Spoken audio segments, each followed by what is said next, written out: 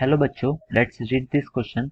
To draw maximum current from combination of cells, how should the cells be grouped? So हमें question में पूछा है कि अगर हमें बहुत सारे सेल्स हैं और उनमें से मैक्सिमम करंट निकालना है तो हम उनका कॉम्बिनेशन कैसे अरेंज कर सकते हैं।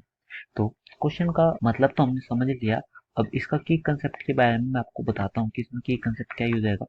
कि जो भी ऐसी मैक्सिमम वैल्यू और मिनिमम वैल्यू की बात की जाती है ना, तो फिर हम सबसे पहले उसका रेजिस्टेंस, जो कि एक्सटर्नल रेजिस्टेंस में कैपिटल आर की बात कर रहा हूँ, और internal resistance of battery R, इन दोनों की वैल्यू पर ज़्यादा डिपेंड करता है। हमें इससे ये मतलब नहीं रहता कि वो सीरीज में कनेक्ट है या पैरेलल में कनेक्ट है।